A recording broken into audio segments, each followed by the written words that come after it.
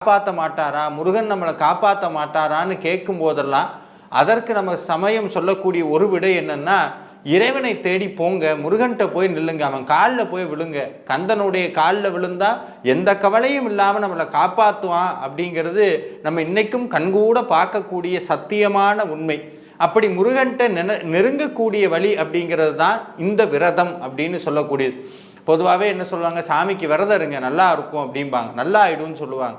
இந்த விரதம் அப்படின்னு சொன்னால் முருகனுக்கு உண்டான விரதங்கள் நிறையா இருக்குது.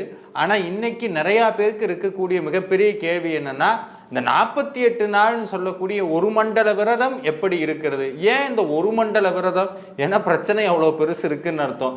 இப்போ டாக்டர்கிட்ட போறீங்க, ஒரு ட்ரீட்மெண்ட் கொடுக்குறாரு, நம்ம ஒரு கேள்வி கேட்போம், எத்தனை நாளைக்கு டாக்டர் இந்த மருந்து சாப்பிடணும், நோயோட தீவிரத்தை பொறுத்து மருந்தை படிப்படியாக குறைச்சிட்டு வரலாம், 10 நாள் 20 நாள். அப்போ நம்மளுடைய கர்ம வினை ரொம்ப ஜாஸ்தி